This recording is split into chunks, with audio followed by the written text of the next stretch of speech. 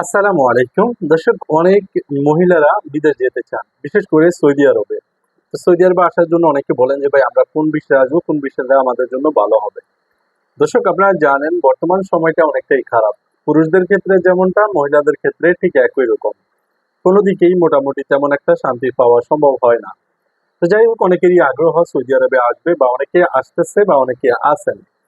সব মিলিয়ে আমরা যদি দেখি যে খাদ্যামার বিষয়টা, তাহলে ওটা দেখা যায় যে প্রায় 80% লোক সুবিধা করতে পারে না। কফিলে বেতন দেয় না, কামা দেয় না, অনেক রকমের কথাবার্তা শোনা যায়। তো দর্শক, বেশি কথা বলবো না, তবে খাদ্যামার বিষয়টা আমার পক্ষ থেকে আমি তেমন একটা বলবো না যে আপনাদেরকে আসার জন্য।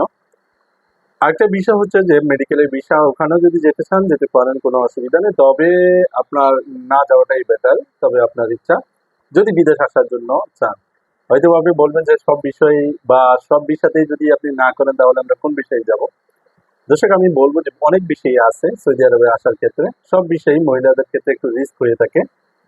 তো যদি আপনারা আসেন, আসতে পারেন, কোনো অসুবিধা নেই। আরব কান্ট্রি গুলোতে মহিলা ভিসা যারা আসতেছেন, তারা যারা আসছেন তাদের সাথে একটু যোগাযোগ করার চেষ্টা করবেন, তারা কি অবস্থায় আছে। তারা যদি বলে যে আপনাকে ভালো অবস্থানে আছে, তাহলে যেতে পারেন। আর যদি বলে যে না, তেমন একটা সুবিধা নাই বা বর্তমান অবস্থাটা খারাপ যাচ্ছে, তাহলে আপনার বুঝে শুনে অবশ্যই অগ্রসর হবেন। যেখানেই যান, মহিলাদের ক্ষেত্রে একটু বেশি রিস্ক রয়েছে। তারা চুরিদারি করে কাজ করতে পারবে না, এক। দ্বিতীয়ত, অবৈধভাবে কাজ করতে পারবে না। অনেক রকমের ঝামেলা রয়েছে। সব মিলিয়ে দেখা যায় যে মহিলারা যারা সৌদি আরবে আসতে চান, আপনারা আপনাদের মাথায় চিন্তা ভাবনা করে তারপরে আসেন। যে কোনো বিষয়, আমি বলবো না যে অমুক বিষয়ে আসেন। তবে অনেক বিষয় আছে বর্তমানে, খাদ্যামার বিষয় চেয়ে একটু ভালো হবে। মেডিকেলের বিষয়, পার্লারের বিষয়, অনেক বিষয় আছে মোটামুটি। কোম্পানিতে বিভিন্ন রকমের নার্স নিয়ে থাকে, বা অনেক সময় ক্লিনার নিয়ে থাকে।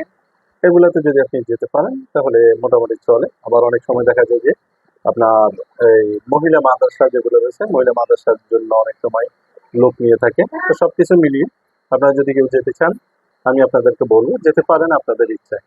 মহিলারা বিদেশ যাওয়ার ক্ষেত্রে আমি কখনো উৎসাহ দিব না যে আপনি বিদেশ যান।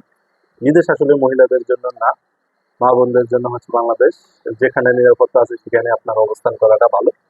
সবাই সবার জায়গা থেকে একটু সচেতন হবেন, চিন্তা ভাবনা করে তারপরে বিদেশে অগ্রসর হবেন।